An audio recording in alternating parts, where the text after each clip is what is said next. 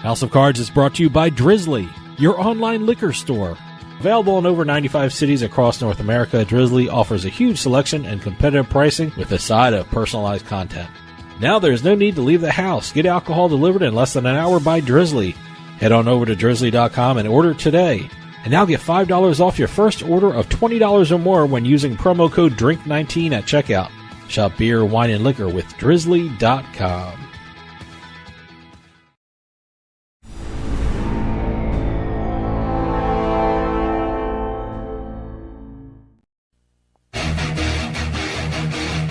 Ladies and gentlemen, boys and girls, You're listening to House of Cards. Today, the game is different. I want to gamble. Gambling is a very serious business. Is that clear?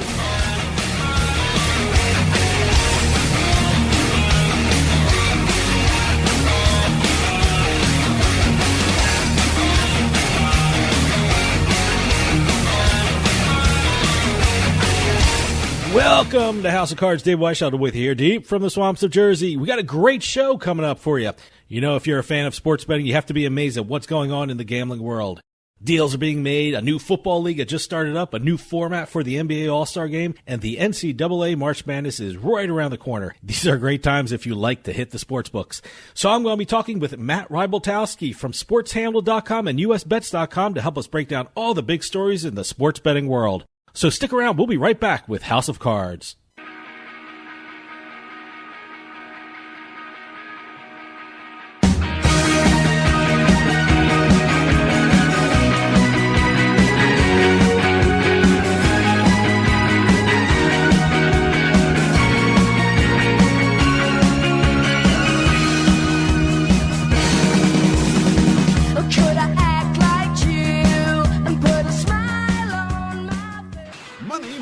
Money always matters.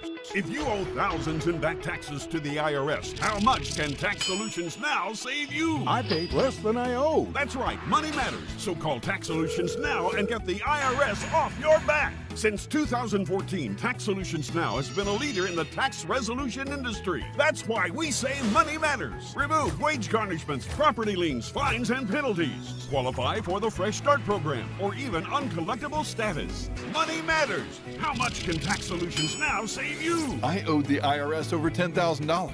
I paid a fraction of what I owed. Call now to reduce or even eliminate your back taxes. We were being audited. We couldn't sleep. We called Tax Solutions Now. I called Tax Solutions Now and got the IRS off my back. Thanks. You saved us a ton of money. Money matters. How much can Tax Solutions Now save you? Call now and find out. Call 800-297-9788.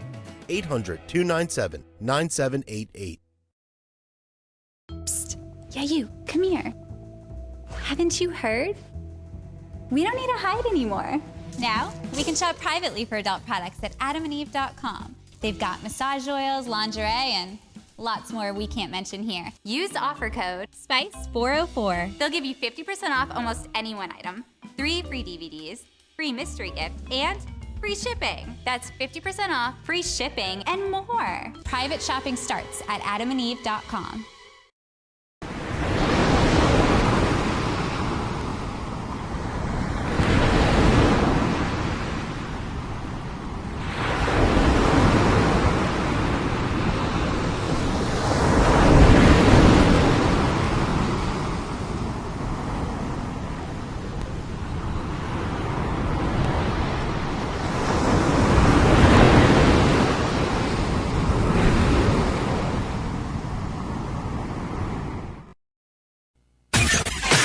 You're listening to House of Cards. I'll bet you $20 I can get you gambling before the end of the day. No way.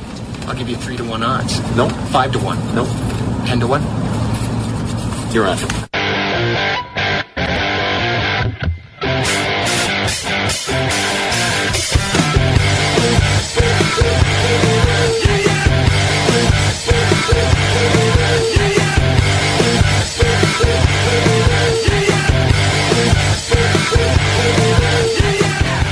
Welcome back to House of Cards. Dave Weishottle with you. Amazing things are happening in the sports betting and gambling world every week. Deals are being done, and bettors are enjoying some great sporting events, which will allow them to make some money. And as always, to keep us up to date on what's going on, we are lucky enough to have Matt Rybaltowski from SportsHandle and USBets.com. Matt, thanks for coming on. Thanks for having me. You know, Matt, I think one of the newest and biggest deals that hit the news is the deal between CBS Sports and William Hill. Apparently, they've been in negotiating for a week regarding this partnership deal. When was the first time anyone got wind that these two companies were talking about doing a partnership deal?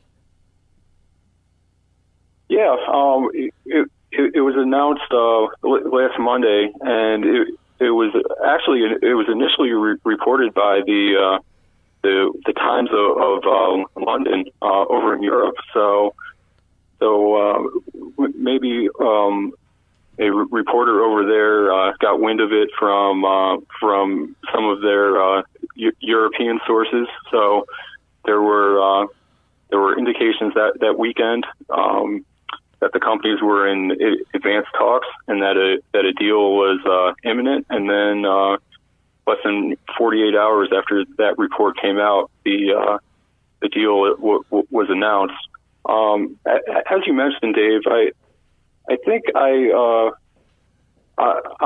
not surprised a deal happened, because there was widespread speculation that William Hill had reached out to media companies to try to find a potential partner, but I'm fairly surprised it went to CBS, because over the last few months, you really heard that NBC Universal would be more of a potential suitor for top companies like William Hill than CBS, and NBC is still looking for a partner. So if there was anything surprising about the deal, I think that it's that CBS and William Hill aligned, and they were able to come together on a pretty comprehensive deal there. You know, I'm glad you brought that up, because when this deal dropped, I mean, it took me by surprise. And, you know, we were discussing it in the office, and, you know, we're trying to figure out what network is left, what big network is left to do a deal. And NBC came to everyone's mind. So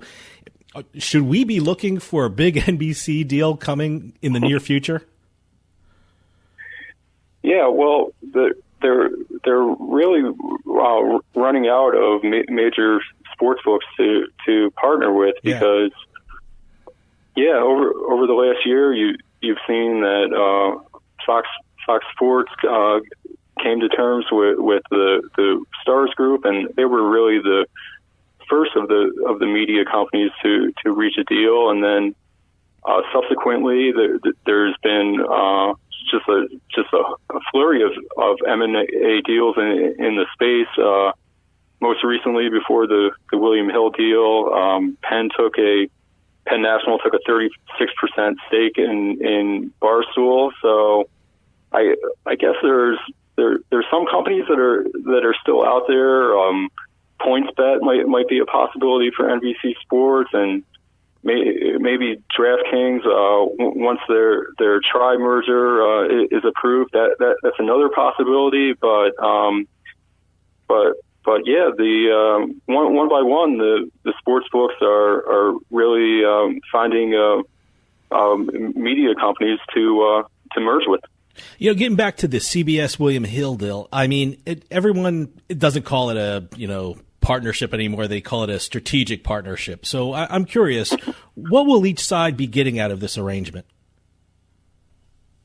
Yeah, I think the major takeaway, and Jeff Gertula, the executive from CBSSports.com, noted this in the statement, is just the power of CBS Sports distribution network, and so William Hill will be able to tap into one of the largest fantasy databases in the world, and importantly, both companies noted in the release that the initial rollout will be next month in March for March Madness.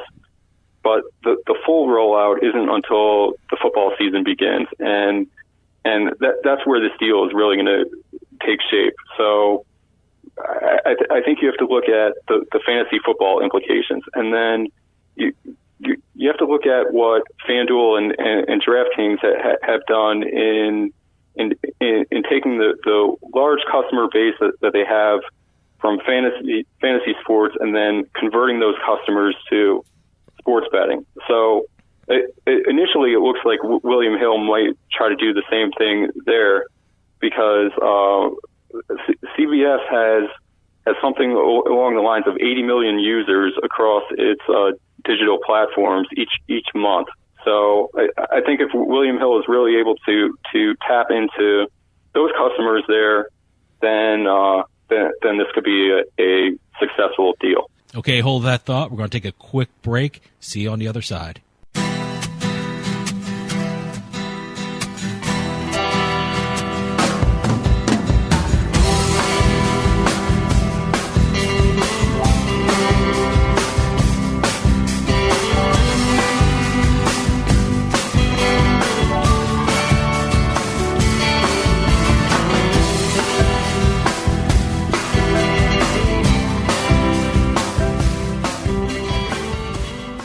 Credit card debt can ruin your life.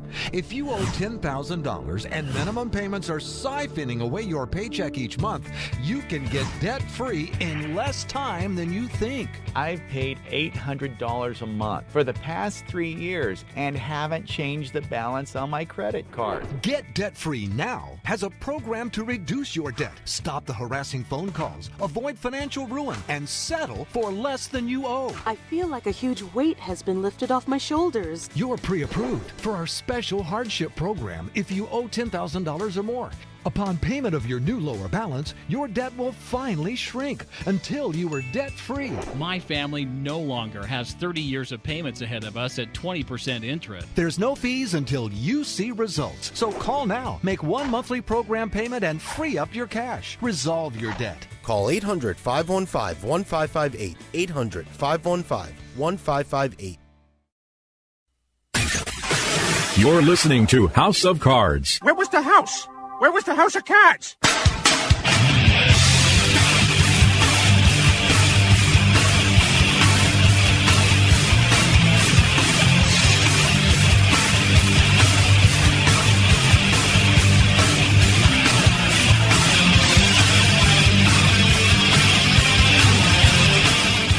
Welcome back to House of Cards. Dave Weishuttle with you here. For those of you just joining us, I am talking with Matt Rybaltowski from SportsHandle.com and USBets.com. You know, you mentioned the NCAA March Madness, and that's coming up very soon. I mean, was that the target date for both sides in order to get something done before the tournament? Yeah. Well, so it's definitely timely in that regard, but it's also been reported that the two sides don't have any plans as of now to have betting odds on the bottom line of the screen during March Madness, and of course we're still 3 to 4 weeks out to the first four in the first games of the tournament. So something could change by then, but I think you have to look at it from more of a promotional standpoint of how CBS might utilize William Hill's advertising tags, and they might promote William Hill. They could promote them on their website, on commercials, things like that. They can utilize William Hill's odds and line movements in various articles on their website.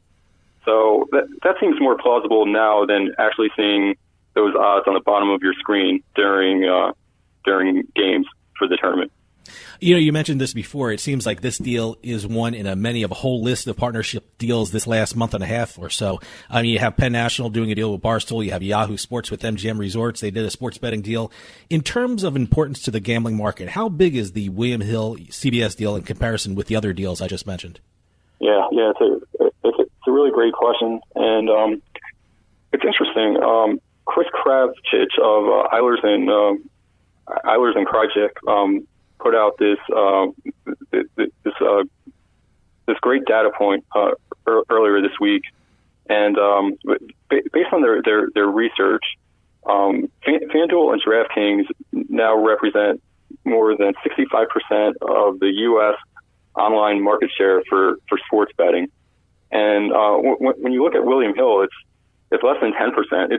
It's closer to 6 or 7%, which sort of surprised me there. I thought William Hill would have a larger market share there. But again, that's only online, so it doesn't take into account retail and brick and mortar, where William Hill has a foothold there. And then you also have to look at the pending Eldorado Caesars deal, which has been approved in 3 states, Pennsylvania, Illinois, and Louisiana. Notably, 2 key states, Nevada and New Jersey, have yet to approve the deal. And so there's been widespread chatter or speculation around the industry that once that deal is approved, then William Hill will take over all of Caesar Entertainment's sportsbook properties. So when that happens, that 7% could increase dramatically, maybe by a factor of 2x or so. So I think those are the factors that explain how big this deal is. Well, we touched on it before. Can we expect to see more of these type of deals in the near future? I know we're running out of sports books and we're running out of major networks to make these deals, but do you see within the next couple of weeks or in the next couple of months we're going to see like an NBC do a big deal with a sportsbook operator? Yeah, honestly, I haven't heard much from NBC on if a deal is imminent. It's interesting because there's a number of top executives at Penn National that are former executives at NBC Universal. So interesting. So for a while, it was speculated that if Penn National was going to find a media partner, that the deal would go to NBC, and maybe they could have been involved. Maybe they were close to receiving the bid, but for whatever reason, Penn National went to Barstool instead. There are a number of factors explaining that. We talked about CBS and their customer database and how they have 80 million unique visitors a month. Well, Barstool has around 65 million, so that might be much more than NBC. So I think it's something to monitor, but there aren't any indications that a deal between NBC and a sports book is imminent at all. You know, when I heard about the deal with William Hill and CBS, I immediately thought, okay, you know what? Now March Madness is coming up. I've been watching the XFL for the last couple of weekends, and they're talking about betting and they're talking about the spreads. They have the lines on the screen, the over-unders. I'm thinking, you know what? Maybe CBS is going to incorporate William Hill like this in their broadcast. But, you know, from listening to you, maybe not. What will the people see when watching CBS? Will there be a noticeable difference in the near future on the broadcast we see at CBS with regard to William Hill? Will William Hill have a presence in the actual broadcast of a game? Yeah, well, you raise a really good point there, and it isn't a coincidence that these networks like ESPN or Fox have come up with expanded offerings in terms of posting odds on the bottom of the screen there, because in other cases these networks might have wanted to do that with the bigger sports, but they may have been overruled by say the NFL, because the NFL, even though it has entered the gambling space tangentially, they still want to maintain a little bit of separation there between sports betting and its product. So that could be why you're not seeing odds and futures and things like that on the bottom of the screen in NFL games. same thing with college basketball and college football. It's unclear if a sportsbook like William Hill needs approval from the NCAA to have odds on the bottom of the screen. I know it's something that's exciting for sports bettors, and they want to see that. They want that product to be right in front of them. But again, there are reasons why you haven't seen it yet in the bigger sports. I'm glad you brought up the NCAA, because I was thinking that myself, because I'm sitting here in New Jersey and I'm not allowed to bet on a college or university located in the state of New Jersey. So that would have been an interesting situation that the sports books in Atlantic City would have faced, or the mobile sports books in Jersey would have faced. Yeah.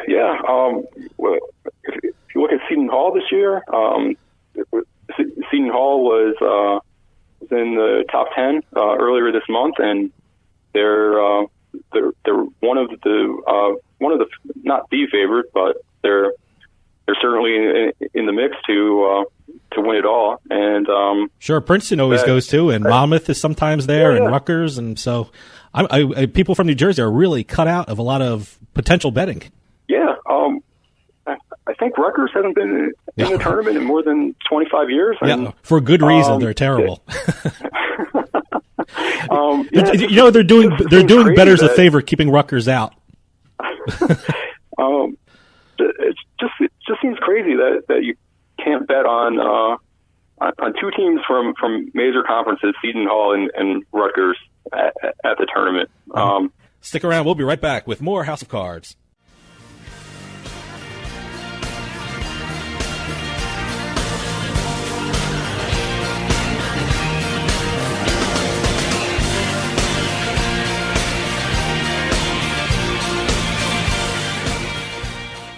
Getting my kids ready and driving them to school.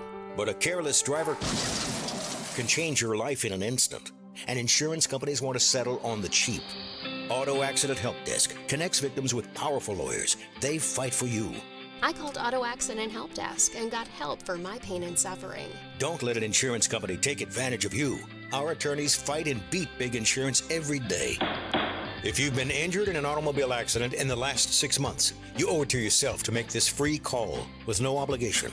When I called, they asked me a few questions and matched me with a powerful lawyer who knew how to fight for me. Call now.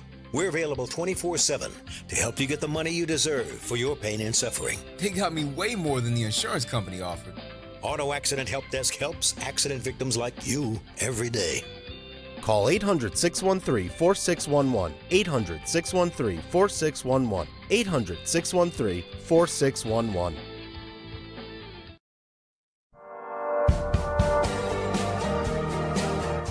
Hey, this is Dave Weishuttle from House of Cards with your House of Cards gaming report for the week of February 17th, 2020. An appellate court in New York has declared that online fantasy sports is illegal gambling. This ruling upheld a lower court's decision that the 2016 Racing Parimutuel Wagering and Breeding Law, which allowed online fantasy sports, was unconstitutional. It's expected that the case will be heard by New York's Court of Appeals, which is the highest court in the state. The Hard Rock Casino in Atlantic City is the first casino in the world to have a live online slot room. Hard Rock partnered with Softweave Limited to launch the new slots, which allow people to play slot machines from a connected device. The new Hard Rock online slot room has 12 machines and allows only one player to use a machine at one time. And finally, both FanDuel and DraftKings have partnered with the new XFL, allowing customers of both platforms to join in different fantasy contests during the football season. The deal allows both platforms to utilize official data from the league and use team trademarks and logos. Once I figure out who's playing in the league, I can't wait to play. Have any news or tips regarding casinos, gaming, or legislation? Send us an email at newsroom@houseofcardsradio.com and follow us on Twitter at HOC Radio.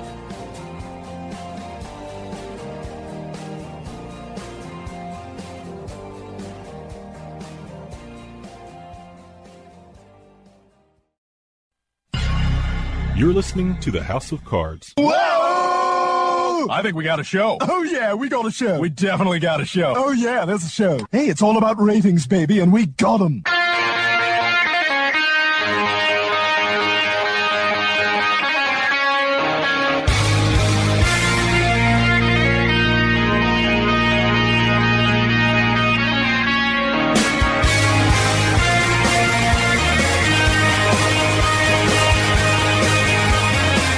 Welcome back to House of Cards. Dave Weishaupt with you here. For those of you just joining us, I'm talking with Matt Rybaltowski from SportsHandle.com and USBets.com. Well, since I brought up the XFL and how that league seems to be really embracing gambling, how is it doing with regard to the gambling market? I mean, from who you're talking to, who you're listening to, what you've heard, are the sportsbooks pleased with what the response has been to the new league? Yeah, PointsBet has some interesting stats from week 2. They said for the Saturday games there was a 20% increase in betting turnover from week 2 to week 1. It was a little less for the Sunday games, but overall there was an increase. And one of the traders at PointsBet noted that it's an encouraging sign there. When you compare the XFL to the AAF, what happened last year, because it was brand new, there was initial interest from a betting standpoint, and then it kind of tailed off as the season wore on. We should take a look at it a month from now and see what betting volumes will be like, especially during March Madness, because that's going to command the attention of bettors there. So, again, so far it looks like the numbers are pretty good. The things I've been hearing from sportsbook operators is that as the XFL season goes along and the operators become more familiar with the teams and the players, the spreads, the lines, and the over-unders are going to be more accurate when they're released. Are you hearing the same thing about setting the spreads and especially setting the over-unders? You're seeing that the top teams are emerging, and then there's a couple teams at the bottom as well. In terms of money line bets, it's kind of interesting because with the AAF last year, a number of sharp bettors just wound up piling into the under, and the under came in at around a 75% clip. And I looked at the total of the 4 games this week, and it's in a pretty tight range of around 40.5 to 45.5. I think the sports books want to keep the total in that real tight range there, because there's been a couple games over 50 and then a few games under 30. But if they keep it between, say, 40 and 45, then they'll be reasonably accurate with their line setting. How crucial is sports betting and daily fantasy sports to the survival and the growth of the XFL? I don't know how much fantasy sports has been utilized for the XFL so far. I'm interested in how the XFL might use player tracking down the line, because some of those bets based on a player's top end speed, if he's able to run over 25 miles per hour during a touchdown, I think that's kind of cool for fans to bet on things like that. I don't know if the XFL wants to get real granular with things like betting on a kicker's heart rate when he kicks a game-winning field goal. That's a little crazy there, but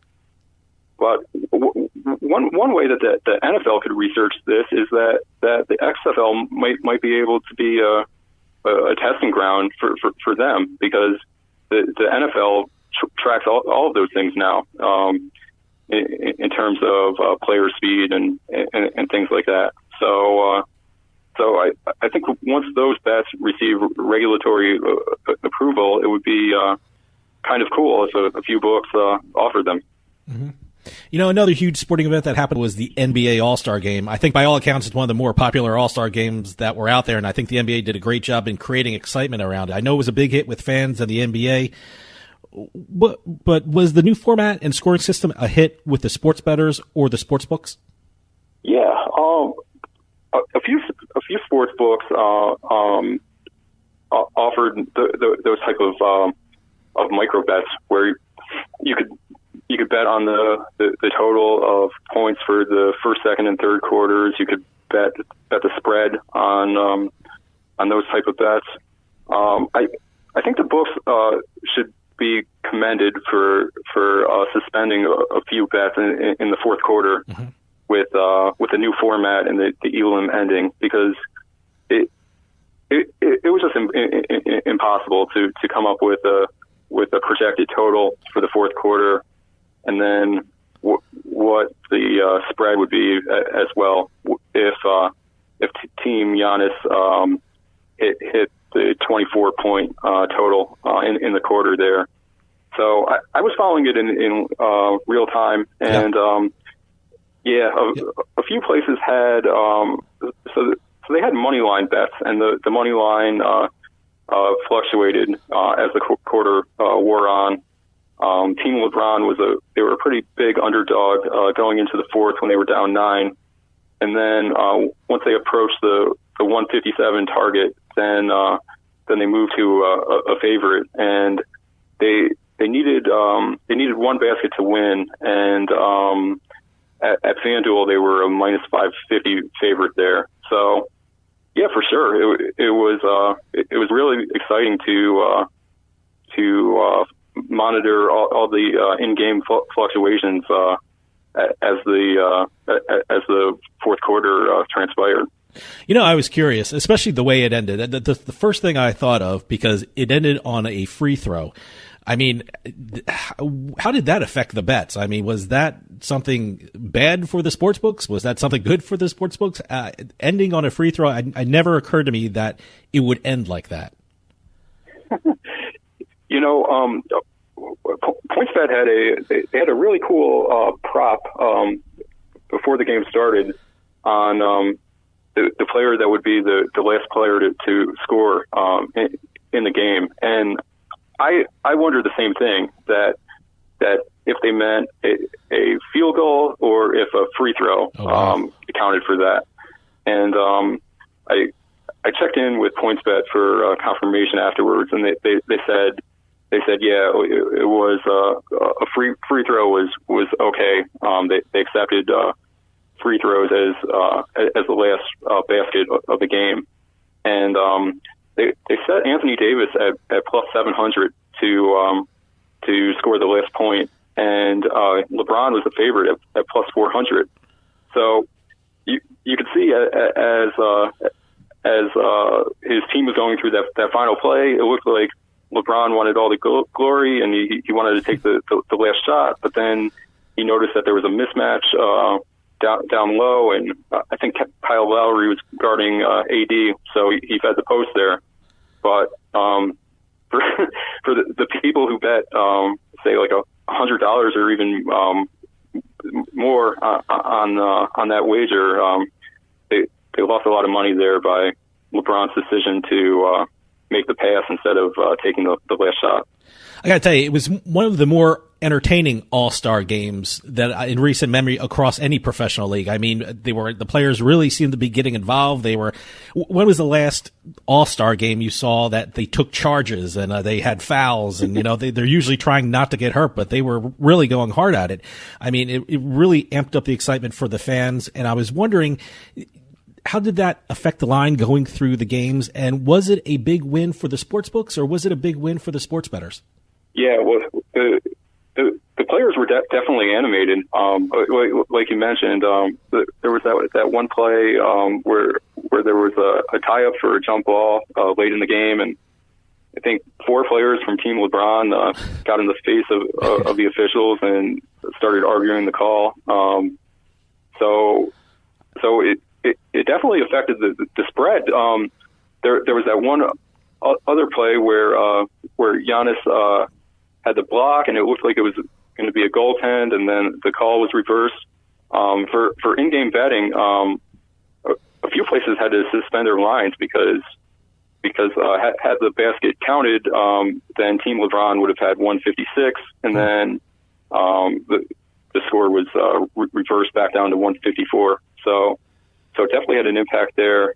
I haven't seen how the new format affected the handle yet. That might come out later this week, especially with some of those prop bets that we talked about before on betting on each quarter, what the total would be there, what the spread would be. you have to imagine that the trading teams factor that into the equation when, say, they were coming up with a game total based on the score after the first quarter and based on the score at halftime, things like that. But yeah, it's an interesting question to look at if the new format has boosted the handle or if the handle was about the same as it was in the last few years. Another huge betting event that's coming up is the NCAA March Madness. I know this year's a little different from the others. It feels like that for me because the field just seems wide open. There's no dominant team right now. How much of a challenge is it for sportsbook operators to set lines when it comes to these games when there's no absolute dominant team in the NCAA? I think it's going to be extremely challenging for them. Last night I looked at the futures book at William Hill, and there are around 15 teams with odds of 35 to 1 or less to win it all. And among that list is Butler, who's been on a tailspin lately. Mm-hmm. West Virginia is at 35 to 1, and they've gone on a long losing streak. So I think from a fan's perspective, they should look at some of these value plays there. Ohio State was 13-1 and number 2 in the country earlier this season, and they're at 50 to 1 right now. So there's a possibility that some of these teams, maybe they won't win it, but they could make the Final Four, and if they do, then fans could hedge their bet at that point. So that's something to look at. Okay, hold that thought. We're going to take a quick break. See you on the other side.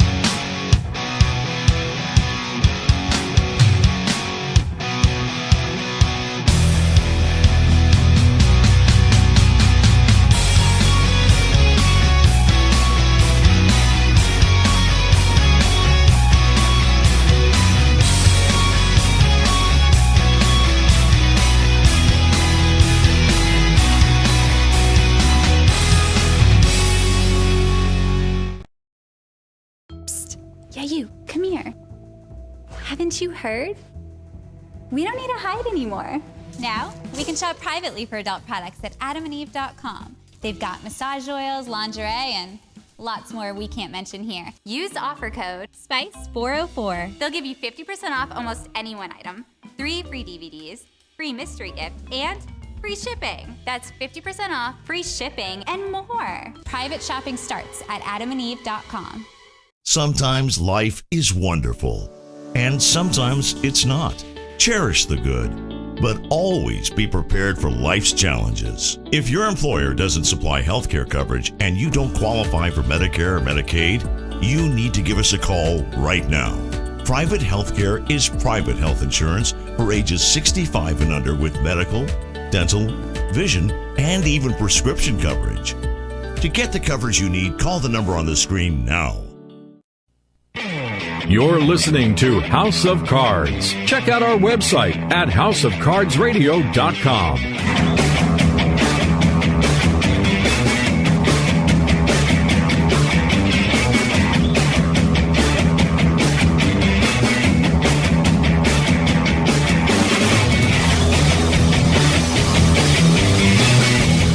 Welcome back to House of Cards. Dave Weishaupt with you. For those of you just joining us, I am talking with Matt Rybaltowski from SportsHandle.com and USBets.com. Sorry about that. Radio has to do its business, you know. Why don't you continue what you were saying before the break? One bet type that was real interesting last year was a few places had wagers on the first team to score 15 points. Jay Rude, who used to be the sportsbook director at MGM Resorts, said that the book just got crushed on on those wager types, because there were a few high seeds. Iona in particular, they reached 15 before the Tar Heels did, and a couple of other 14 and 15 seeds did as well. It proved to be a challenge for the books on how to set the lines there, because all these underdogs were able to keep up with the top teams in the country for the first few minutes of the game, and then they were blown out from there. So if the books set high lines on those teams again at say above plus 250, closer to plus 300 on those teams, there's a possibility that they could take a pretty big bath again. You know, you touch on my next question. A lot of people tell me when it's challenging for sports books to set lines, that opens up a lot of opportunities for sports bettors to exploit some angles that the books may have overlooked. It sounds like, that might be the case this year. Is that correct? I think for recreational bettors, they have to take a close look at three-point shooting percentages, both from teams that excel at shooting the three and defending the three as well. The NCAA moved the three-point line back a little bit this year, so the three-pointer has become the great equalizer in basketball, not just in college and in the NBA too. So that really opens up the possibility for some of these small schools to excel, and maybe we could have a year like 2011 where two mid-majors made the Final Four. VCU and Butler both did that year. Well, yeah, I was going to ask you that. Do you think this year is good for the NCAA? I mean, last year we had all these great teams that we knew were kind of going into the Final Four. We actually had a face of the league with Zion Williamson, but we don't have that this year. Is that good for the NCAA, or is it terrible that they don't have the marquee matchups that everyone's looking for? I'm thinking it could be a great thing for the NCAA for ratings, because they have that attitude of, hey, your small school that you represent or that you went to could go far in the tournament, so you should watch the game. So I'm curious to see what your opinion is. Yeah, I don't want to speak for the NCAA, but if you just look at ESPN's ratings last year for Duke games when Zion played, they were through the roof. So I think the NCAA is really looking for that future NBA star that they could showcase, and it probably wasn't much of a secret that they were rooting for Duke to beat Michigan State in that Elite Eight game when they ultimately lost. But since we're talking about sports betting, that's that's the ultimate driver for ratings in the tournament. So no matter who's there, if you're near the top of your office pool, you're going to follow the Final Four no matter what. If Zion's there, or if there's a star from a small school like East Tennessee State, ultimately you just want to win your pool. Yeah, and I was wondering, since a lot more states have legalized sports betting, I'm curious to see, and I'm very interested to see how that affects the ratings going forward, especially with, all the schools have a chance to win, Yeah, just across the board, because viewers have so many options now with live streaming and Netflix. I think sports in general is down, but that's kind of deceiving. It doesn't mean that interest in viewing is also low because of that. That there's not a correlation there. I think fans are still viewing sports at record levels. It's just it might not be reflected in TV ratings. Matt, we're running out of time, but I want to give you a chance to tell everyone where they can read your articles and how they can follow you on social media. Yeah, thanks.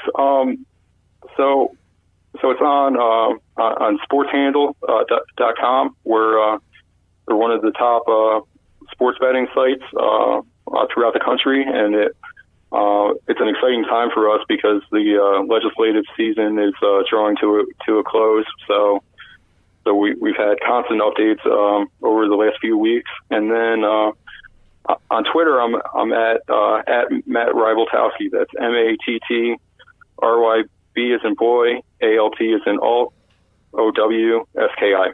I want to tell everyone your articles on SportsHandle.com are excellent and are required reading for everyone here at the radio show. So thanks a lot for putting out a great product. Matt Rybaltowski from SportsHandle.com and USBets.com. Thanks for coming on. Thanks for having me. Well, that'll do it for us this week. I'll see you next time on House of Cards.